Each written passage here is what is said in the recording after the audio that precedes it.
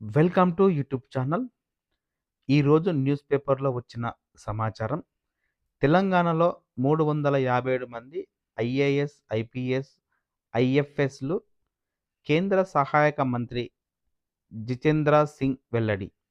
తెలంగాణ, ఏపీలో ప్రస్తుతం 750 మంది ఐఏఎస్, ఐపీఎస్, ఐఎఫ్ఎస్ అధికారులు పనిచేస్తున్నట్లు కేంద్ర సిబ్బంది, ప్రజా ఫిర్యాదుల శాఖ ప్రధాన మంత్రి సహాయక మంత్రి జితేంద్ర సింగ్ రాణా తెలిపారు.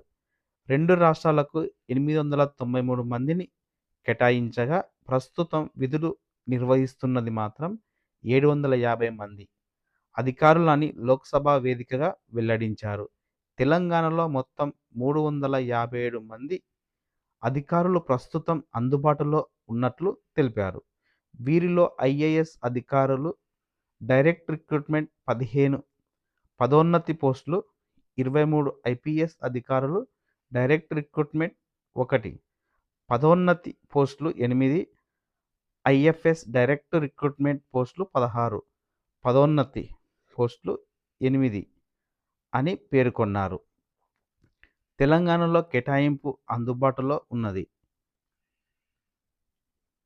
ఐఏఎస్ 208 కేటాయింపులు, 170 అందుబాటులో ఉన్నది.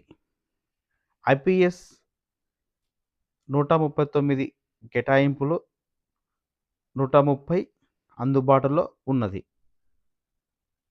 ఐఎఫ్ఎస్ 81 కేటాయింపులు, అందుబాటులో ఉన్నది 57. త్వరలో 8,000 వీఆర్ఓ పోస్టుల భర్తీ. రాత పరీక్ష ద్వారా ఎంపిక చేయనున్నట్లు సర్కారు. సంక్రాంతిలోగా రెవెన్యూ వ్యవస్థ పునరుద్ధరణ. రాష్ట్రంలో మళ్లీ వీఆర్ఓ వ్యవస్థను తీసుకురావాలని రేవంత్ రెడ్డి ప్రభుత్వం నిర్ణయించినట్టు తెలుస్తోంది. పునరుద్ధరిస్తామని మంత్రి పొంగులేటి శ్రీనివాసరెడ్డి ఇదివరకే కీలక ప్రకటన చేశారు. సంక్రాంతిలోగా వీఆర్ఓ వ్యవస్థను మళ్లీ తీసుకొస్తామని చెప్పారు.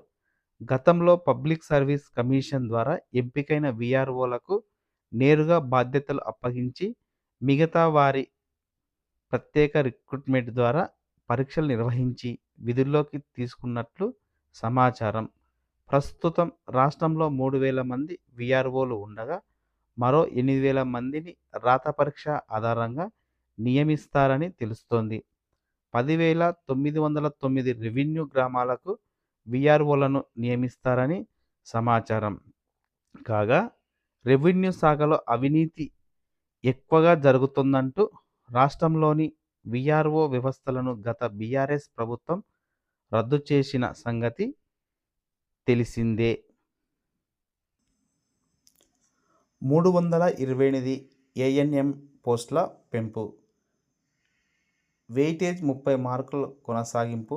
రిటైర్మెంట్ బెనిఫిట్స్పై సీఎంతో చర్చిస్తాం. 29న పరీక్ష యథాతం. ఏఎన్ఎంలతో మంత్రి దామోదర్ నరసింహ. ఏఎన్ఎంల పోస్టుల భర్తీలో అదనంగా 323 పోస్టులను చేరుస్తున్నట్టు విద్యాశాఖ మంత్రి దామోదర రాజనరసింహ తెలిపారు. శుక్రవారం హైదరాబాద్లోని మినిస్టర్ క్వార్టర్స్లో తనను కలిసిన ఏఎన్ఎంలతో ఆయన సమావేశమయ్యారు. వెయిటేజ్ 30 మార్కులను కొనసాగిస్తున్నట్టు చెప్పారు.